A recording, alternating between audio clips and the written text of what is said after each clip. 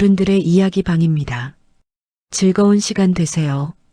혹시 여러분 이런 순간 있으신가요? 아무 일도 없었는데 문득 마음이 허전해지는 저녁. 누군가에게 전화하고 싶다가 괜히 말 걸면 민폐일까 싶어 조용히 휴대폰을 내려놓았던 적.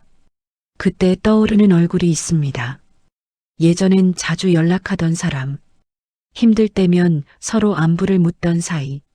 그런데 어느 순간부터 그 관계가 자연스럽게 멀어졌습니다. 싸운 것도 아니고 서운하다고 말한 적도 없었는데 이상하게 마음만 남았습니다.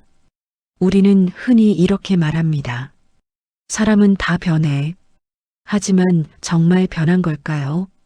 아니면 우리가 그 사람에게 품었던 기대가 조용히 자리를 잃은 걸까요? 사람과의 관계에서 가장 먼저 상처를 주는 것은 말도 행동도 아닙니다. 바로 이 정도는 알아주겠지라는 조용한 기대입니다. 기대는 말하지 않아도 마음속에서 자랍니다. 그리고 그 기대는 어느 날 갑자기 무너집니다. 그 순간 우리는 느낍니다. 상대에게 실망했다기보다 나 자신이 공허해졌다는 사실을. 오늘 이 이야기는 누군가를 탓하기 위한 이야기가 아닙니다. 또 관계를 끊으라는 말도 아닙니다. 다만 왜 우리는 사람에게서 이토록 자주 상처받는지 그 마음의 구조를 조용히 들여다보려 합니다. 이제 기대라는 이름으로 포장된 사랑의 얼굴을 함께 마주해 보겠습니다. 시작 전 구독과 좋아요 한 번씩 눌러주시면 좋겠네요. 조용히 쉬어갈 수 있는 이야기로 준비하겠습니다. 사람은 사랑한다는 이름으로 많은 것을 기대합니다. 내가 이렇게 하면 저 사람도 나를 알아주겠지. 이만큼은 해주겠지. 그런데 현실은 늘 다르게 돌아갑니다. 우리가 건넨 마음은 종종 공기처럼 흩어지고 기대했던 반응은 돌아오지 않습니다. 박영숙 씨는 50이 넘어서도 늘 사람을 믿었습니다. 직장에서 퇴직한 뒤에도 오랜 후배들에게 정을 베풀며 지냈습니다. 생일이면 직접 전화를 걸고 명절이면 손수 음식을 챙겨 나누었습니다. 그러던 어느 날 박 씨의 생일이 다가왔지만 전화 한 통 오지 않았습니다. 바쁘겠지 하며 스스로를 다독였지만 그날 밤 잠이 오지 않았습니다. 나는 늘 먼저 챙겼는데 아무도 나를 기억하지 않는구나. 그때 처음으로 영숙 씨는 자신이 받은 상처의 이름이 사랑이 아니라 기대였음을 알았습니다. 쇼펜하우어는 말했습니다. 기대는 실망의 어머니이며 기대가 깊을수록 고통은 더 깊어진다. 그의 말처럼 우리는 타인을 통해 자신을 증명하려 합니다. 내 마음을 알아주면 내가 가치 있는 사람이다라는 믿음 속에서 우리는 스스로의 존재를 타인의 반응에 맡깁니다. 그러나 사랑이란 본래 내가 주는 순간 완성되는 것입니다. 그 후의 반응은 내 것이 아닙니다. 미국의 심리학자 로젠탈은 하버드대 학생들을 대상으로 흥미로운 실험을 했습니다. 그는 교사들에게 무작위로 학생 몇 명의 이름을 주며 이 아이들은 곧 큰 성취를 보일 겁니다. 라고 말했습니다. 그 결과 이름이 지목된 학생들이 실제로 높은 성과를 냈습니다. 교사들의 기대가 무의식적으로 태도를 바꾸고 그 태도가 학생의 행동에 영향을 준 것입니다. 이 실험은 기대가 현실을 바꿀 수 있다는 사실을 보여줍니다. 그러나 동시에 그 기대가 잘못된 방향으로 작동하면 상대를 억누르고 왜곡시킬 수 있다는 경고이기도 합니다. 관계도 같습니다. 우리가 품은 기대는 상대에게 전해집니다. 그 사람은 나를 이해해야 한다. 내가 힘들 때 곁에 있어야 한다. 이런 무언의 신호는 상대를 조용히 압박합니다. 상대는 모른 척 할 수도 없고 그 기대를 채우기엔 벅차기도 합니다. 기대가 무너질 때 사람들은 흔히 속았다고 말합니다. 하지만 진실은 조금 다릅니다. 속은 것이 아니라 내가 스스로 만든 그림이 깨진 것입니다. 그 그림 속의 사람은 실제 그가 아니라 내가 보고 싶었던 그의 모습이었을 뿐입니다. 그래서 실망은 늘 타인에게서 오지 않습니다. 그 실망은 내가 만들어낸 환상이 깨지는 순간의 고통입니다. 사랑은 줄 수 있을 때 가장 막습니다. 기대가 끼어드는 순간 사랑은 계산이 되고 실망은 권리가 됩니다. 내가 이렇게 했는데 왜 그럴까? 이 말 속에는 이미 거래의 그림자가 숨어 있습니다. 진심은 주는 것이지 받기 위해 싸는 것이 아닙니다. 쇼펜하우어는 인간관계를 이렇게 요약했습니다. 사람을 사랑하되 그가 당신의 기대에 맞지 않을 자유까지 함께 사랑하라. 이 말은 관계의 균형을 세우는 칼처럼 날카롭습니다. 사람은 완벽하지 않으며 그의 자유 속에서만 진짜 관계가 자랍니다. 우리가 사랑을 가장 깊이 느낄 때는 상대가 내 기대를 채워줄 때가 아니라 그가 내 기대와 다름을 받아들일 때입니다. 그 차이를 인정하는 순간 관계는 비로소 현실이 되고 상처는 성숙으로 바뀝니다. 오늘 바로 실천할 한 문장입니다. 나는 사랑하는 사람에게 기대를 줄이지 않고 그의 자유를 넓혀주겠다. 그 말이 곧 상처받지 않는 관계의 첫걸음입니다. 기대는 여전히 우리 안에 살아 있습니다. 그러나 그 기대를 사랑으로 착각하는 순간 관계는 무너집니다. 이제 그 마음의 틈을 조금 더 깊이 들여다보겠습니다. 우리는 어릴 적부터 착해야 한다는 말을 들으며 자랐습니다. 남을 먼저 생각해라, 양보해라, 좋은 게 좋은 거다. 이 문장들은 오랜 세월 도덕의 언어로 자리했지만 그 안에는 한 가지 잔인한 함정이 숨어 있습니다. 착한 사람이 결국 가장 많이 다친다는 현실입니다. 김철수 씨는 마을에서 늘 인정이 많은 사람으로 통했습니다. 이웃의 경조사에는 빠지지 않았고 누군가 어려움을 겪으면 먼저 손을 내밀었습니다. 그런데 이상하게도 시간이 지날수록 그는 외로워졌습니다. 도움을 줄 때는 모두가 웃었지만 정작 본인이 힘들어질 때는 아무도 찾아오지 않았기 때문입니다. 그는 말했습니다. 나는 늘 좋은 사람이 되고 싶었는데 어느 순간 사람들은 나를 이용하는데 익숙해져 있었어요. 착한 사람의 문제는 마음이 약해서가 아니라 한계를 세우지 못하는 친절에 있습니다. 처음엔 호의로 시작했지만 그 호의가 반복되면 사람들은 그것을 권리로 착각합니다. 도와주는 일은 습관이 되고 거절하지 못하는 마음은 점점 관계의 짐이 됩니다. 결국 선의가 쌓인 자리엔 감사가 아니라 당연함이 자라납니다. 심리학자 애덤 그랜트는 사람을 세 부류로 나눴습니다. 주는 사람, 받는 사람, 그리고 맞바꾸는 사람. 그의 연구에 따르면 사회적 성공의 양극단에는 주는 사람이 자리하고 있습니다. 즉, 가장 성공하는 사람과 가장 실패하는 사람 모두가 남에게 베푸는 사람이라는 뜻입니다. 차이는 단 하나, 그들은 주는 방식이 달랐습니다. 성공한 사람은 자신의 한계를 명확히 알고 도움을 줄 때 서로의 성장을 고려했습니다. 반면 실패한 사람은 무조건적으로 주며 자신을 소모시켰습니다. 착한 사람의 함정은 바로 여기에 있습니다. 선의가 나의 존재를 무너뜨릴 때 그건 더 이상 착함이 아니라 자기 파괴입니다. 우리는 종종 이런 사람을 봅니다. 항상 양보하고 항상 참으며 항상 웃는 사람. 그런데 그 웃음 뒤에는 누적된 피로와 억울함이 쌓여 있습니다.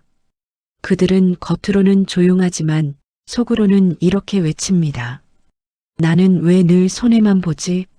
쇼펜하우어는 인간관계를 논하면서 이렇게 말했습니다. 호의는 권리로 둔갑하는 순간 그 사람의 진심은 무시된다. 그의 말은 냉정하지만 참으로 정확합니다. 한 번 호의를 베풀면 상대는 고마워하지만 3번, 4번이 되면 그것은 당연한 일이 됩니다. 그때부터 도움을 멈추면 오히려 왜 이번엔 안 도와주지? 라는 원망이 돌아옵니다.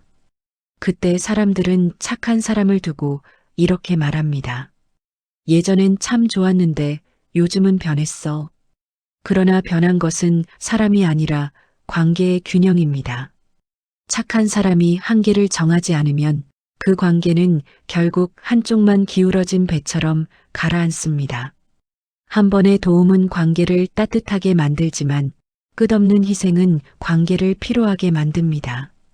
그래서 진짜 착함은 모두에게 좋은 사람이 되는 것이 아니라 스스로에게도 예의 있는 사람이 되는 것입니다. 스스로를 지켜내는 착함이야말로 오래갑니다. 타인의 부탁을 거절할 줄 알고 자신의 시간을 존중할 줄 아는 사람. 그런 사람이 결국 가장 오랫동안 타인을 도울 수 있습니다. 한 연구에 따르면 거절을 잘하지 못하는 사람일수록 스트레스 호르몬인 코르티솔 수치가 높았다고 합니다. 그들은 타인을 배려하느라 자신을 소모했고 결국 만성 피로와 불면 그리고 분노로 이어졌습니다. 그들의 선의가 자기 자신을 병들게 만든 것입니다. 선함에는 용기가 필요합니다. 이건 해줄 수 있지만 그 이상은 어렵습니다. 이 말을 부드럽게 전할 줄 아는 사람만이 진짜 선한 사람입니다. 도와주는 일보다 거절할 수 있는 용기가 더 큰 사랑이 될 때가 있습니다. 오늘 바로 실천할 한 문장입니다. 나는 오늘 나의 착함에 한계를 정하겠다. 그 말은 냉정한 결심이 아니라 자신을 지켜내는 다정한 선언입니다. 착한 사람은 결국 상처받고 혼자 남는다고들 말하지만 진실은 그 반대입니다. 이제 그 한계의 무너짐이 관계를 어떻게 바꾸는지 살펴보겠습니다. 관계가 한순간에 무너지는 일은 없습니다. 겉보기엔 작은 일처럼 보이지만 그 안에는 오랫동안 쌓인 기대의 균열이 있습니다. 그 균열이 보이지 않을 뿐이지 이미 마음은 천천히 금이 가고 있었던 것입니다. 박미정 씨는 평생 남편에게 헌신하며 살아왔습니다. 그녀의 하루는 남편의 출근길과 함께 시작되어 늦은 밤 그가 돌아오기를 기다리며 끝났습니다. 하지만 남편은 어느 날 무심히 말했습니다. 넌 요즘 왜 그렇게 예민하니? 그 한마디에 미정 씨의 마음이 무너졌습니다. 그녀는 남편에게 사랑을 원한 것이 아니라 단 한마디의 인정이 필요했을 뿐이었습니다. 수고했어. 그 말 한마디가 없어서 그녀의 30년이 허물어졌습니다. 관계는 이렇게 무너집니다. 거대한 사건이 아니라 사소한 기대가 반복해서 무시될 때 상대는 아무렇지 않게 지나가지만 나는 그 아무렇지 않음 속에서 점점 사라집니다. 심리학자 존 가트맨은 부부의 대화를 관찰하는 실험을 진행했습니다. 그는 단 5분의 대화만 보고도 부부가 이혼할 확률을 90% 이상 예측했습니다. 그의 분석에 따르면 관계를 망가뜨리는 가장 큰 요인은 싸움이 아니었습니다. 바로 무시였습니다. 상대의 말을 흘려듣고 그의 감정을 대수롭지 않게 여기는 순간 그때 관계의 온도가 급격히 식어버렸습니다. 무시는 언어가 없는 폭력입니다. 우리는 사랑을 주고받는 사이에서 기대의 온도를 스스로 정합니다. 너무 차가우면 멀어지고 너무 뜨거우면 타버립니다. 문제는 대부분의 사람이 자신의 기대 온도를 모른다는 데 있습니다. 그래서 상대가 조금만 식어도 변했다고 느끼고 자신이 조금만 지쳐도 이 관계가 틀렸다고 판단합니다. 그러나 사실은 틀린 게 아니라 기대의 방향이 어긋난 것입니다. 쇼펜하우어는 말했습니다. 우리는 현실이 아니라 기대에 의해 고통받는다. 이 말은 관계의 본질을 찌릅니다. 상대가 나를 실망시킨 것이 아니라 내가 그에게서 너무 많은 것을 바라본 탓입니다. 기대가 깊을수록 상처는 깊고 상처가 깊을수록 우리는 냉정해집니다. 그 냉정은 결국 벽이 되고 벽이 쌓이면 마음은 닿지 않습니다. 기대의 무너짐은 사랑의 종말이 아닙니다. 그것은 관계가 현실을 마주하기 시작했다는 뜻입니다. 이때 필요한 것은 감정의 폭발이 아니라 서로의 기대를 다시 조정하는 대화입니다. 나는 내게 이런 마음을 바랐어. 나는 그걸 알지 못했어. 이 대화가 오갈 때 관계는 다시 호흡을 얻습니다. 그러나 대부분의 사람들은 기대가 무너지는 순간 침묵을 선택합니다. 말하지 않으면 덜 상처받을 거라 믿지만 그 침묵이 바로 관계를 죽이는 독이 됩니다. 말하지 않는 기대는 쌓여서 감정의 벽이 되고 그 벽은 결국 서로를 멀어지게 만듭니다. 관계의 회복은 특별한 기술에서 시작되지 않습니다. 그저 자신의 기대를 알아차리는 일에서 시작됩니다. 나는 왜 이 사람에게 이렇게 바랄까? 그 질문 하나면 충분합니다. 그 순간 우리는 상대에게서 자유로워지기 시작합니다. 오늘 바로 실천할 한 문장입니다. 기대가 생길 때마다 나는 그 기대의 크기를 점검하겠다. 그 말이 관계를 지키는 첫걸음입니다. 기대는 여전히 우리 곁을 맴돌지만 이제 우리는 그 온도를 조절할 수 있습니다. 그 조절이야말로 성숙의 시작입니다. 이제 기대의 무게가 높아질수록 관계가 얼마나 피로해지는지 살펴보겠습니다. 기대는 처음엔 관계를 이어주는 끈이 됩니다. 그러나 그 끈이 너무 팽팽해지면 언제든 끊어질 수 있는 긴장이 됩니다. 우리는 사랑하는 사람에게 가장 큰 기대를 걸고 그 기대가 무너질 때 가장 깊이 다칩니다. 이선영 씨는 두 자녀를 키우며 평생을 헌신했습니다. 남편의 월급이 적어 늘 아껴 쓰며 자식의 학비를 챙겼습니다. 어려운 시절에도 아이들의 도시락만큼은 정성껏 싸주었고 새벽마다 빨래를 널며 마음속으로 다짐했습니다. 이 아이들만 잘 되면 그걸로 충분하다. 그 믿음 하나로 젊은 날을 버텼습니다. 그러나 세월이 흘러 자녀들이 사회인이 된 후 선영 씨는 이상한 외로움에 사로잡혔습니다. 아이들은 바쁘다는 이유로 자주 오지 않았고 전화도 뜸했습니다. 그녀는 스스로에게 물었습니다. 내가 이 아이들에게 바란 게 그리 많았을까? 그때서야 알았습니다. 그녀의 사랑이 사실은 기대의 다른 이름이었다는 것을. 기대가 커질수록 사랑은 무겁고 사랑이 무거워질수록 관계는 숨이 막힙니다. 부모의 기대는 종종 자식의 짐이 되고 자식의 기대는 부모의 부담이 됩니다. 이 둘의 관계는 서로에게 울타리가 되어야 하지만 현실에서는 종종 족쇄로 변합니다. 심리학자 리처드 레자는 부모와 자녀 간의 기대 차이를 조사했습니다. 그 결과 부모는 자녀의 성공보다 자신의 노력이 헛되지 않았다는 증거를 원했고 자녀는 그 기대를 채우려다 자신의 인생을 잃어버리는 경우가 많았습니다. 결국 서로를 위한다고 하면서 서로의 자유를 옥죄고 있었던 것입니다. 기대는 관계를 조용히 병들게 합니다. 그 정도는 해줘야지. 이건 기본 아니야? 이 말 속에는 감정이 아닌 계산이 숨어 있습니다. 그리고 그 계산은 마음을 지치게 만듭니다. 사람은 사랑보다 기대에 더 쉽게 피로합니다. 사랑은 주는 것이지만 기대는 받으려는 마음이기 때문입니다. 쇼펜하우어는 이렇게 말했습니다. 타인을 바꾸려는 순간 고통은 시작된다. 이 한 문장은 관계의 모든 진실을 품고 있습니다. 사람을 바꾸려는 순간 그는 더 이상 한 인간이 아니라 나의 기대를 채워야 하는 대상이 됩니다. 그때부터 관계는 자유를 잃고 피로가 시작됩니다. 기대가 높을수록 실망의 낭떠러지는 깊어집니다.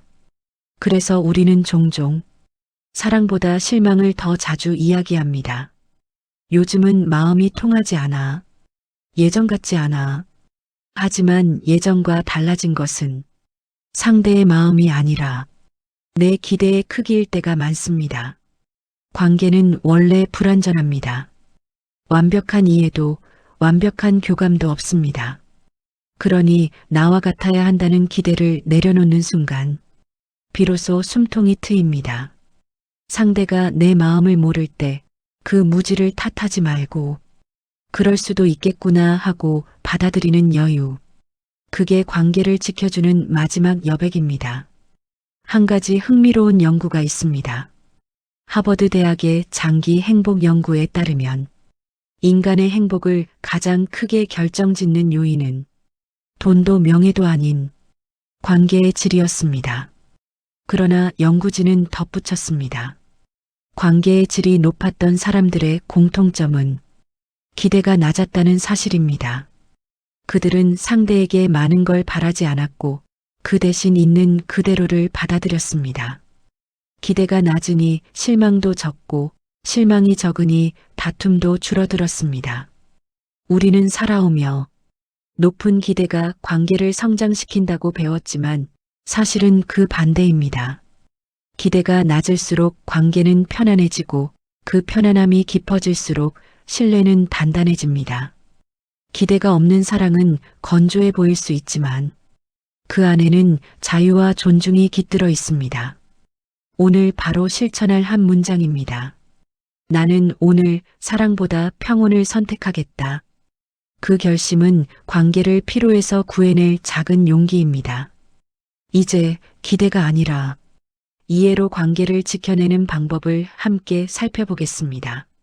사람 사이가 멀어지는 이유는 오해가 아니라 이해의 부족입니다. 우리는 상대의 말을 듣는 척하지만 사실은 내 입장을 확인하고 있을 뿐입니다. 그래서 대화는 이어지지만 마음은 닿지 않습니다. 이때 필요한 것은 더 많은 말이 아니라 더 깊은 이해입니다. 김영호 씨는 평생 친구와 사소한 일로 멀어졌습니다. 둘은 젊은 시절부터 모든 걸 함께했던 사이였습니다. 그러나 어느 날 김 씨가 친구의 부탁을 거절한 뒤부터 연락이 끊겼습니다.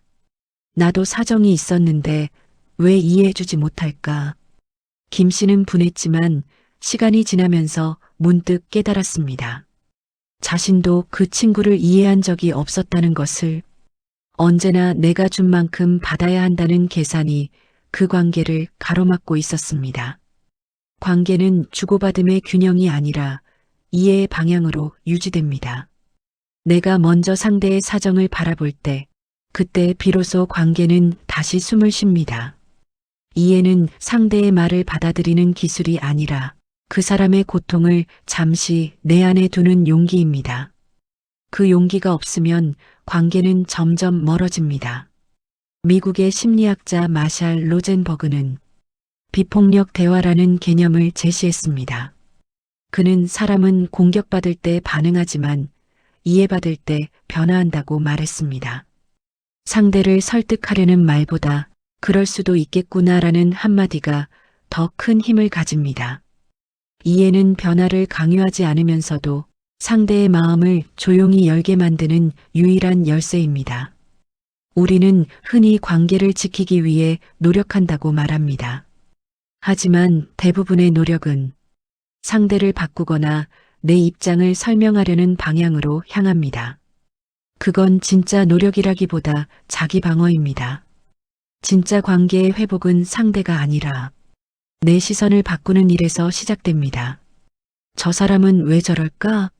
에서 저 사람에게 무슨 일이 있었을까? 로 질문이 바뀔 때 이해는 비로소 생명력을 얻습니다.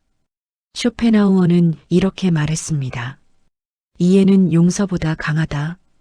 용서는 이미 일어난 일에 대한 마무리이지만 이해는 아직 끝나지 않은 관계를 이어줍니다.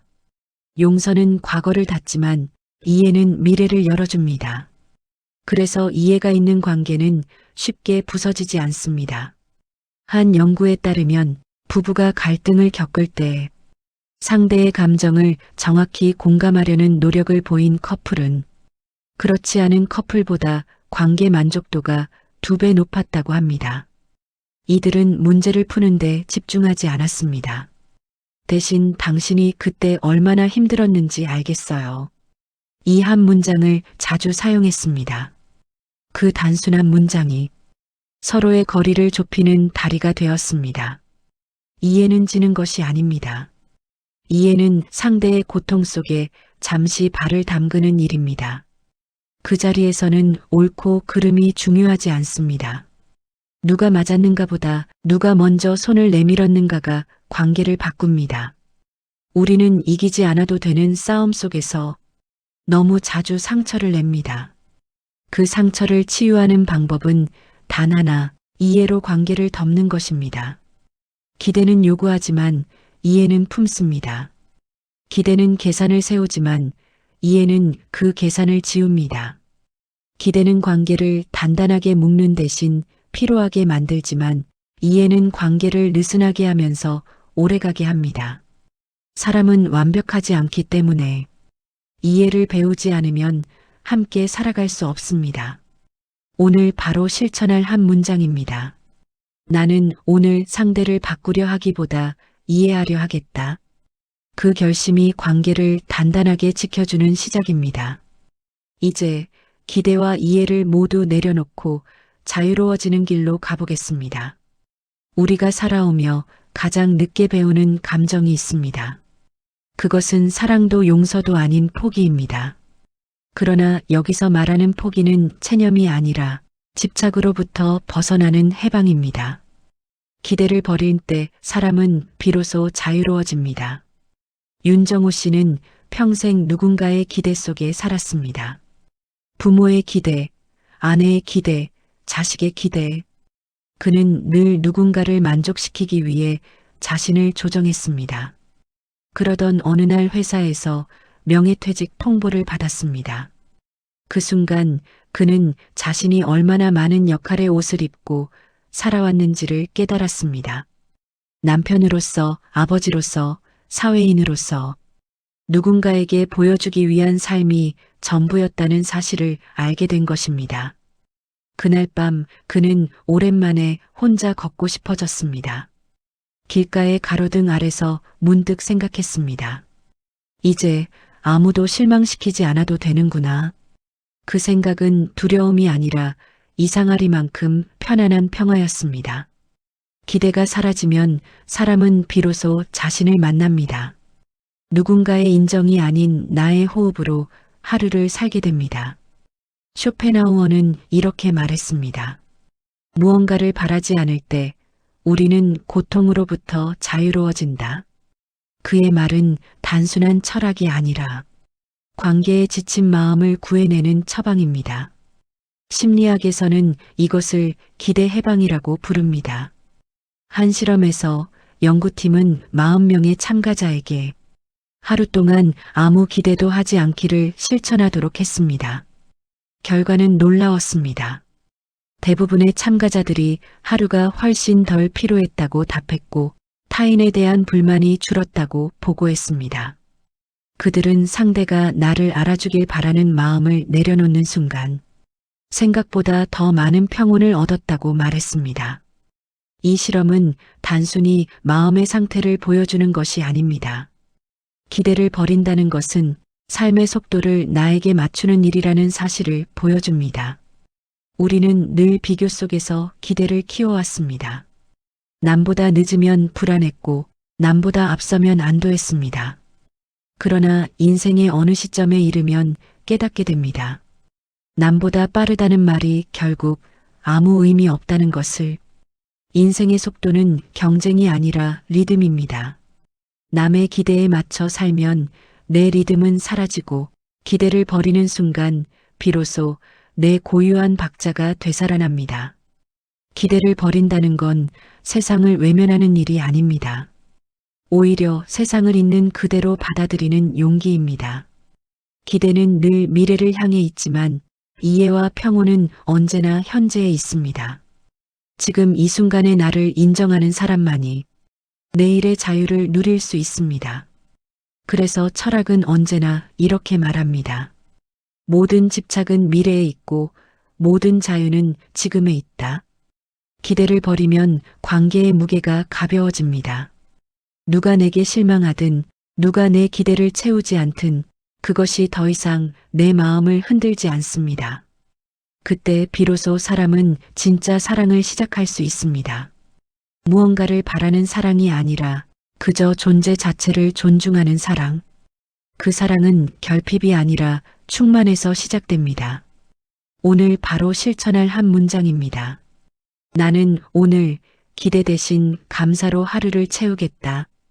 감사는 채워진 마음에서 나오지만 기대는 부족한 마음에서 자랍니다. 감사로 하루를 채우는 사람은 더 이상 외롭지 않습니다. 그는 이미 자신과 화해했기 때문입니다. 이제 기대를 내려놓은 마음으로 인생의 마지막 문을 함께 닫아보겠습니다. 인생의 어느 시점에 이르면 깨닫게 됩니다. 사람을 바꾸는 일보다 내 마음을 다스리는 일이 훨씬 어렵다는 것을. 젊을 때는 사랑이 사람을 지탱한다고 믿지만 나이 들어서는 오히려 기대를 버리는 것이 관계를 지켜준다는 사실을 조금씩 알게 됩니다. 우리는 평생 사람에게 기대하며 살아왔습니다.